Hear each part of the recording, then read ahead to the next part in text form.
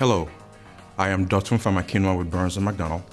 We're a full-service engineering firm delivering innovative design and EPC solutions to utilities, industry, and a range of power providers throughout the world. Burns & McDonnell is proud to partner with FMEA and bring you the following encore presentation from a recent conference. Our next two speakers today are here to talk to us about electric vehicles. Britta Gross is Director of Advanced Vehicle Commercialization Policy at General Motors. She is responsible for identifying energy strategies, partnerships, and policies required to enable commercialization of GM's alternative fuel technology vehicles. Peter King, he is a Customer Solutions Program Manager with Customer Solutions and Marketing Department for JEA. In this capacity, Peter has the lead role in strategy and implementation of electric vehicle initiatives.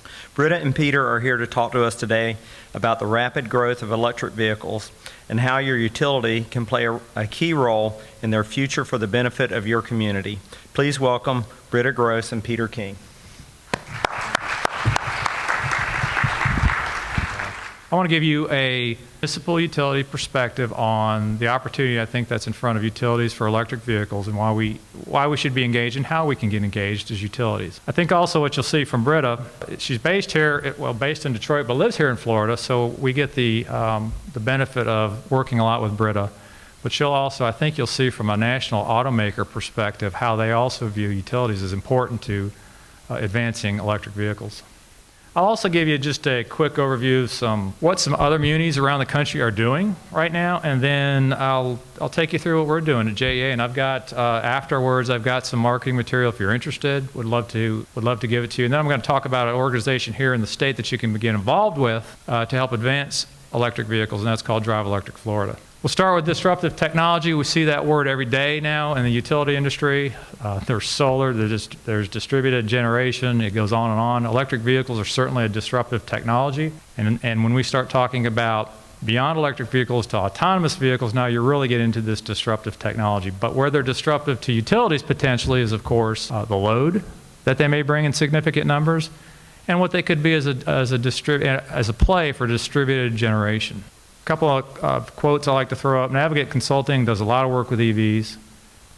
They say electric vehicles represent the largest opportunities for utilities to add load growth without extending or adding to peak. And I'll show you a graph in a minute that speaks to the load shape for EV charging. There was an article recently done in Utility, I forget the name of the magazine, but this was from eSource. If electricity could capture the entire fueling market for light-duty vehicles, power sales would rise by about 25%. Well, that's good from a utility perspective, but how about this? It would also save drivers out there $300 billion a year because it's half as much per mile to drive an electric car than a gas car. So I used to, when I started doing this, used to think, well, do we really want to tell folks as a utility you're into EVs because you want to build load? That's self-serving, but there's a lot more to it that helps our communities. So here's what's going on out there. They're growing fast. They're still only 2 to 3% of the total overall auto market. However, if you look at the graph, they're ramping up significantly. Bloomberg's thinking about 35% of global new car sales by 2040 will be 35% of all vehicle sales. And you can see the bar graph at the bottom. They're rapidly coming upon us. Some of the reasons, and here are some highlighted facts. We learned a couple of weeks ago up at the EV conference, the International EV conference, there are 34 new plugins coming at us in the market. So right now there's a lot of talk about, the choices were limited. Not anymore. They're coming at us. Part of that reason is the automakers have to meet CAFE standards, which means they have to raise their fleet mile per gallon up by 2025. So get ready. They're going to come at you regardless. The Chevy Bolt, and Britta will talk more about the Chevy Bolt. What an exciting announcement. This is a all-electric, fast-charge vehicle coming into the market for the mainstream. And that's really where this will start to take off. I think the price is going to be about $33,000 after federal tax incentives. You may have a $30,000 update on that.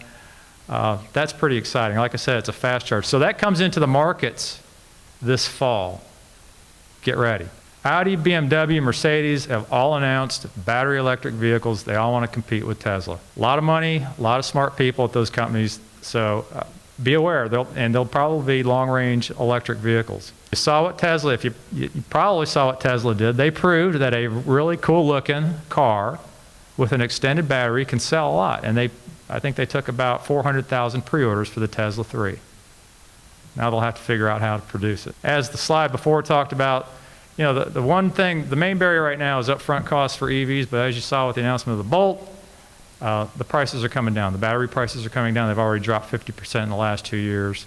We're moving into generation 2 technology. It's getting better. So eventually that price difference is going to be equal with the internal combustion engine cars. And then you'll see that with those 34. So all that to say, it's poised for a lot, even more significant growth over the next couple of years. And don't forget about the secondary market. A lot of EVs are showing up in Jacksonville from Atlanta and from other states. And people are buying these cars. They're first-gen cars that are selling, there are Leafs and Volts selling for $10,000 to $12,000. There are people buying them sight unseen and just having them delivered to the front door. Here's what's going on in Florida. This may speak to the 20 million, and maybe this is because there are 20 million people in Florida. We had a huge increase in 2015 of EVs. We're the 4th largest EV market according to NovaCharge. And we're not a zero emission vehicle mandated state like California. That amazes me. It astounds me. And maybe it's the charging infrastructure, the population, I don't know. I just point that out that there's a lot going on with electric vehicles in our state. If I had a probably, it would be nice to have a heat map. Of course, you'd see most in Tampa, South Florida, Orlando, which has over 100 public charging stations here, but the bubble in Jacksonville is also growing. And here's what we're looking at, just to give you an idea of what we look at every month from JEA. We pull DMV data, and the reason we do that is we want to know what kind of impacts we might be having overall for EVs. We want to keep our eye on the EV growth. We can keep an eye on these cars by zip code because this is key data for our integrated resource planning folks. They have every car listed, they have every battery size listed. We can update their forecast on a monthly basis with the data we pull from DMV. Not a big deal yet. They're not here in those numbers, but get ready. That's what the load profile looks like for EVs, and the reason that they represent they're good load.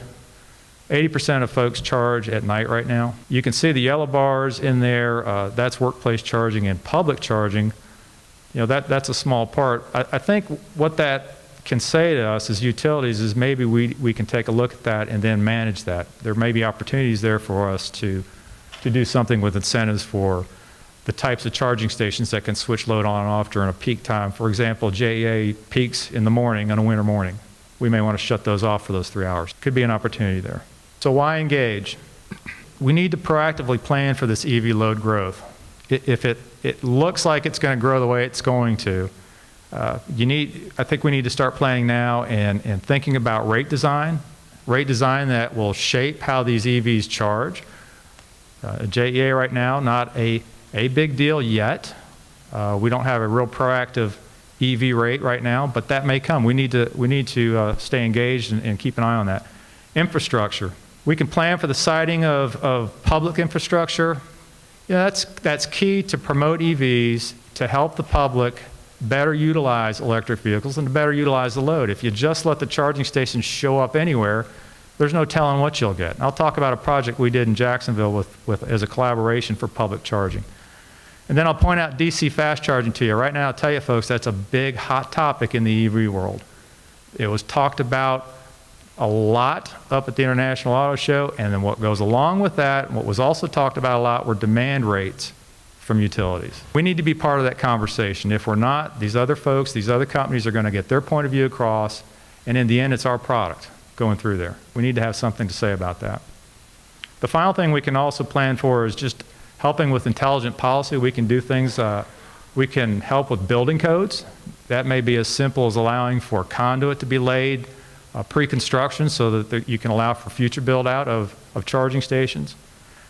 Smoothing the permitting process. You know, just make this easy to do. If you can do those kinds of little things, the EVs, first of all, you're an advisor and a trusted advisor to your customers, and you've also fostered that EV adoption. We are a trusted advisor. This is another way to play that role. I'll tell you this, consumers want utilities involved. Now, not every consumer does, never happens that way, We've done research, though, that shows well over 50% want us involved. They really want utilities involved from an infrastructure point of view. Takes on a little bit different perspective with the IOUs. A lot of the industry out there really wants the IOUs to rate base and put out the infrastructure, because they're probably, if they do that, capable of getting infrastructure out there pretty quickly. The other thing you can do is we can certainly unify stakeholders. We've done that in Jacksonville. And then you can lead by example by putting EVs in your fleet. We've already put a couple in the fleet. OUC has a mandate, I think, to do 10 to 15% of their fleet electric. Florida Power and Light, TECO, the same way. Here's the other one that's out there yet. You know, there are still pilot projects going on with vehicle-to-grid type of technology, but as a distributed resource, when you have significant numbers of EV, guess what you got out there? You got a battery. A lot of talk about battery technology and what that could mean, what that could do for shifting peak load, what it could do to support renewables. And I'll leave you with this. If utilities, well, I'm not going to leave you with this. I'll leave you with this quote on getting engaged. You know, if we leave it up to others out there, there are others in the industry that are lobbying for electric vehicles. Like I said, it's our product. It's going in our territories. If we're not part of the conversation, then we can't help plan that intelligently and make it work for our communities that we're representing out there. Here's what's going on around the country, just to give you a sampling. OUC is, you may know they were involved in the 2010 DOE grant for public charging stations. They have over 100 public charging stations in a network here in Orlando. They're also, I didn't put this up, involved with enterprise leasing to do a program for EVs. Austin Energy is doing a $25 gift card right now for free charging, so they have a network of charging stations across the city. You buy a new car, you get a $25 gift card, and you charge for free. They're also doing dealer training, which is something JEA is going to get into, because it's important for us as utilities to help them understand the impacts of electricity. We can't leave it up to them. Salt River Project's issuing a $50 gift card. This is kind of interesting. If you identify yourself as an EV driver, they'll give you a $50 gift card to do that. It does two things. It builds an EV community, which is kind of neat. Now you've got people to dialogue with and share ideas. But they'll also be able to follow that load, so they'll know who those folks are. SMUD's doing a $300 rebate, time of use rate for EVs. If anyone went to APPA, I think it was last month, check out SMUD's presentation on, they did some research on some of the activities related to outreach for electric vehicles and what was cost effective and what wasn't. They looked at rebates, they looked at outreach events. Very interesting. You get a real good idea of what can work well for the cost. So here's what we're doing up in Jacksonville. We're very proactive with electric vehicles, have been for about 2 years. Certainly are a lot of partnerships we developed across the city and across the state. Other partnerships come because of this, so I'll just tell you that. Get out there, build those partnerships, and you'll be amazed at what kind of attention you might get from other, and you may get some infrastructure investment. We do outreach and education. It's the #1 barrier to electric vehicles right now. We simply started with a web page. We just use a lot of content here that is already there. We didn't rebuild anything, but we just wrapped it in JEA, made it easy to find, and certainly we have our email address out there because we too like to dialogue with the EV owners. You can see our Chevy Volt on the front, which we bought a year ago. We just added a Nissan Leaf all electric to the fleet as well. The other things we do, we go out in the community and do, these are a lot of fun. We do ride and drives and lunch and learns. So we get out in front of our customers. What we realized after the first year, we did the National Drive Electric Week program, and then we did another event where we invited EV drivers, but you know, they already know about this stuff. So the high value is getting out to the folks that don't know anything about electric vehicles and watching their minds change when you talk to them about the cost of driving the car and how much fun they are. So we do. On the left is an Earth Day event we did on the landing. On the top right there is a ride and drive event we did at Landstar. So our AEs are engaged. They get us some of these appointments, and we go out and do a 4-hour event. Sometimes we'll combine it with our energy efficiency group, and it'll let the employees wander down at their leisure, see energy efficiency, come over and check out a car and drive an electric vehicle. The other things we're doing, we do have rebates. We have a rebate for $500 or $1,000 based on your battery size. We have a DC fast charger in our visitor center. That was part of an infrastructure provided by Nissan, kind of a neat thing. The charging station you see on the right in the map you can't really see was a kind of an interesting project. That was a collaboration we did with the North Florida Transportation Planning Group. They got a grant from the DOT for, I think it was $2 or $3 million, and they carved out $300,000 for public charging stations. They knew we were into electric vehicles. We were also serving on their EV working group, so they came to JEA. They don't have the means to deploy it. So they came to JEA, said, can you help us deploy these stations? And we did. We took the $300,000, found a contractor, ran the project, and today, within 1 year, we have 25 level 2 public charging stations, completely changed the landscape of Jacksonville for electric vehicles. And I'll tell you, it changes the perception of customers immediately. When dealers, utilities, all the stakeholders are able to talk about charging, even though most of them are going to charge at home, to be able to know they've got that public charging infrastructure is huge. JEA is also involved with workplace charging. We have workplace charging in a couple of garages at JEA, and we have a simple payroll deduction. We started with 0 vehicles showing up. We have 2 vehicles showing up. We've done a case study with CSX in Jacksonville. They also put in charging stations for workplace. They had 2 vehicles showing up. They now have 6 vehicles showing up. It's the same story over and over with workplace charging. And with that, we joined the Department of Energy's Workplace Charging Challenge as a partner, and that's just a national group, national exercise to get more companies involved with workplace charging, because they'll tell you, I think their statistic is someone is 6 times more likely to buy an electric vehicle if they have access to workplace charging. These are some resources. You'll have the presentation. Certainly, I'd love to be a resource.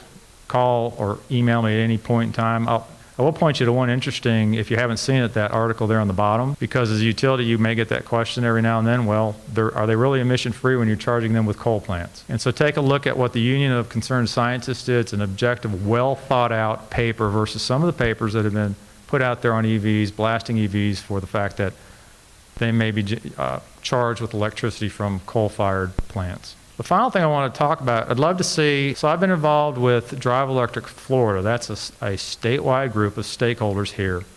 It formed a couple of years ago, and the idea was to bring together interested parties in electric vehicles to advance electric vehicles across the strait. From a policy perspective, what can we do there? What can we do up in Tallahassee collectively?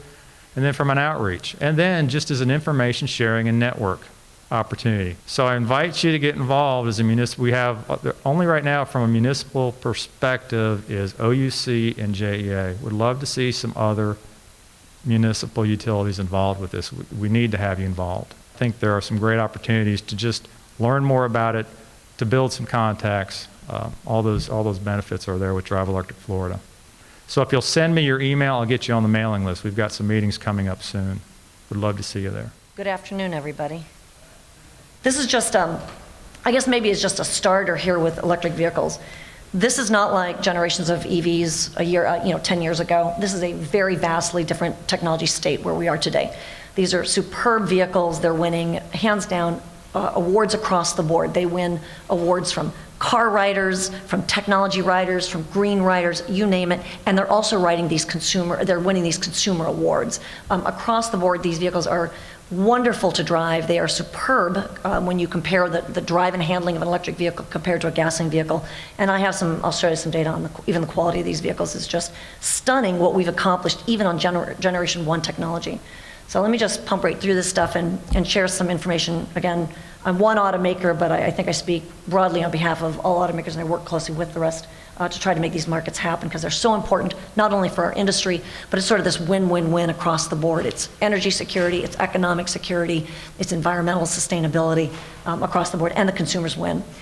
If you ask customers what they love about their car, this is this fantastic to drive. So if you ask consumers what they love mostly that it's fun to drive. They're not saying it's good for the environment, they're not saying it's good for energy, they're saying it's absolutely splendid to drive these vehicles, a lot of fun. They're saying it's quiet, it's comfortable, the technology's wonderful, smooth. Look at these adjectives they use to describe their vehicles. This is the real power of these vehicles. The Volt in the generation 1, the first generation, we had a lot of unknowns about this technology back in 2010. After just the first year in the market, the Volt won the J.D. Power Appeal Award 3 years in a row for unprecedented scores from Volt drivers saying they would absolutely buy this vehicle again. Unheard of to get 92%, 93%. I would absolutely buy this vehicle again. So something's happening in this technology that actually defines the future. This is going to happen. We're all going to be driving these vehicles at one point. If you sort of look at the space and the market of electric vehicles, there are a lot of sort of different variations, a lot of different options in this space. If you go to the very right-hand side of the slide, here are the battery electric vehicles. We call them the BEVs for short. Battery electric vehicles have a battery. It's all battery. When you run out of charge, you have to find another place to charge your vehicle. Okay, so that's one category. You can see the Chevy Spark, the Nissan Leaf, the Tesla, the Ford Focus. These are examples of pure battery electric vehicles. And I'll talk about the Chevy Bolt EV that comes out this actually pretty soon now, too, this year. And I'll talk about that one, too. That is a pure battery electric vehicle. If I go to the very left-hand side of the slide, PHEVs, these are plug-in hybrid electric vehicles. So these are basically a combination, a blending of a gas vehicle with a smaller battery that allows you to do some battery, pure battery driving on the vehicle, and you want to charge that up as often as you can because it's so much cheaper to drive on electricity than gasoline, but you can actually drive on the gas side of the vehicle if you want, if you choose. But there's a lot of blending going on. If you hit the gas pedal or the electric pedal very full throttle, you will probably, in heavy accelerating loads, you'll probably get gas into the mix of your driving. Right here in the middle, though, we've got this category that we're actually very popular for, the General Motors vehicles. This is the Chevrolet Volt and the Cadillac ELR. And these vehicles now are in second generation technology. This is an extended range electric vehicle. So imagine you have a pure battery electric vehicle. It goes about 40, 50 miles now. The new generation Volt goes about 53 miles electric. So almost good for all of our daily driving. And then if you want to go cross country in the vehicle practically, then it dips over, it turns over into a very capable, very performance enhanced gasoline vehicle. It acts only like a generator, and it'll take you from here to Los Angeles just like a regular gas vehicle. So it's pure battery until you run out of range, and then you can just plug it in again, or you can just drive on the gas side of the vehicle. So very, very interesting combination of technologies here, very complex to do. We've learned a lot doing it. So here's the Volt here. It has a total range of over 400 miles. You see that it goes on the battery over 50 miles. First and foremost, whenever I plug in that vehicle in my driveway, I can always drive electric every day. I've never used my local gas station in Orlando here when I'm charging my vehicle around town. The only time I actually dip into the gas side of the vehicle and is when I'm going on big meetings up to Jacksonville or Tampa or over to Cocoa Beach for the day. So those are places. So that's how the combination works. Let me just jump right now into the Bolt EV. So here's the pure battery electric vehicle. So our Spark EV was the first generation technology. We only sold it in California, had about an 82-mile battery range. But if that's all you've got, that's pretty limiting. There are not a lot of consumers that actually live in a vehicle that has only an 82-mile range. So we were working very, very hard in the last 5 years on enhancing batteries, and Peter talked about prices coming down, range is going up, the battery is getting so much better. We're learning an awful lot just in the last 5 to, let's say, 10 years on these batteries. So the Bolt EV comes to market here this fall. It'll be available across the country in all 50 states. It will have a battery range of easily over 200 miles of range. And we're going to price it somewhere around $30,000 after you take advantage of that federal tax credit of $7,500. So a huge, huge leap in technology that affords a long-range electric vehicle, still priced at where sort of the average transaction prices are in the market today. We eat a lot of the cost internally. I can just tell you, you're getting your money's worth when you buy an electric vehicle these days because they're priced far below what the cost is at the automakers. That's the advantage of jumping into a brand new technology. I wanted to tell you just about the quality of these vehicles because a lot of people say, yeah, but are the batteries reliable? Are they really holding up? I'll tell you that on the first generation Volt back in 2010, 11, and 12, we had accumulated 1 billion miles on the Volts out there in the field. We have a lot of information from our OnStar system with the permission of customers who say, yeah, share my data. We pour through that data. And what we learned is that after these billion miles traveled, 700 million miles were electric, we found that to do those vehicles, we had produced 22 million battery cells, and we had found fewer than 2 problems per million battery cells produced. That's pharmaceutical level quality.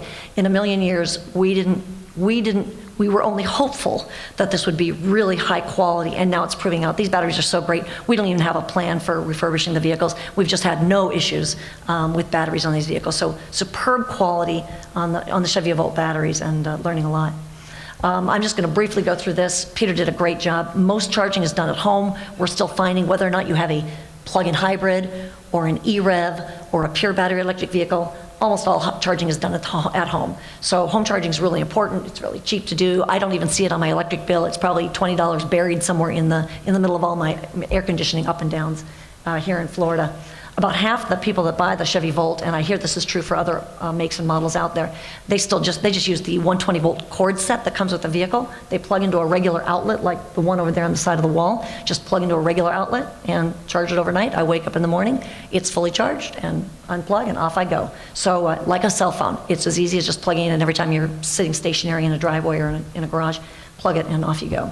If you have access to workplace charging, it is a huge, huge incentive for employees to know that they can charge their vehicle at work. You can see now how it would extend their battery range every day if they can plug in at work. In the future, we're all going to be working very closely together because you may want to have access to that load at work. You may want to tell that consumer, hey, you know what, I'll give you a few cents off your rates if you'll just allow me to control when your vehicle charges between 8 a.m. when you arrived at work and 5 p.m. when you tell me you want to leave. As long as you're charged at 5 p.m., does anyone really care what 2 hours that vehicle's charging? No, and you're going to want to have that ability to control it. It's the most flexible, capable load I can think of on the grid today, these electric vehicles. There's a lot of potential in the future going forward. So it's our relationships are going to get even more deep as we go along. And although public charging is used the least amount, maybe 3 to 4% of all charging is done in the public sphere, it is so important for storytelling to consumers. A lot of consumers still don't know about these vehicles, and it's because they don't see the presence, and we can't tell a big story. So Peter talked about the importance of DC fast charging right now. It is really important. I'd like to see nothing better than just sort of a huge network all along our state highways here in Florida, crisscrossing the state so that consumers can understand you could drive these EVs anywhere. You're always within reach of a DC fast charge station. So really, really important. We have our own workplace charging program at General Motors. We also belong to the department, or a partner in the Department of Energy's Workplace Charging Challenge. We've by now built over 500 workplace charging stations just for the use of employees. This doesn't count our testing and our executive parking and all that stuff. This is all just for employees who keep buying these vehicles because they're adopting in very fast rates at General Motors. So you can see a lot of our assembly plants and a lot of our remote satellite offices are also participating, but you can see the big number in Michigan, over 300 spots just for employees to plug in their cars. A huge, huge incentive for these folks that they adore. Utility relationships, very, very keen. I've worked with JEA and OUC now for years. If I look at some of the other, I was looking at your slide there, Peter, the Austin Energy SMUD in Sacramento and Salt River Project in Arizona. I've known these guys also since back in 2007 when we announced the Volt program. I was determined to set up a big partnership with utilities to work with them and understand what features do you want on these vehicles to charge these vehicles either today or down the road in the future. So a lot of that Chevy Volt capability and the features for charging the vehicles in 2010, that was there as a result of this relationship and talking to the utilities and probing how will this work and what do you want these vehicles to be able to do. So we have a lot of underutilized capabilities on these vehicles today. List of what other utilities are doing. Peter showed you some nice slides about what some of the municipal utilities are doing. There are some other great inroads that a lot of large utilities are also making in the country, like DTE and Consumers up in Michigan. They get a lot of support up there from their regulators. Southern Company, which includes Alabama Power, Georgia Power, and others, they're making big strides. FPL down here down further south in the Miami area, they're making big progress, adopting big fleets of these vehicles so they can learn firsthand what's it like to drive these vehicles, and then what does it look like to charge these vehicles, and what do we need to know about these as the market is growing, and what's it going to mean to our consumers and to our fleet partners as well. And so then maybe this slide here, just again, why are utilities so important? I guess I wanted to take the time right here to explain why it's more than just the retail market. It might have seemed up to now that I'm talking about the retail market.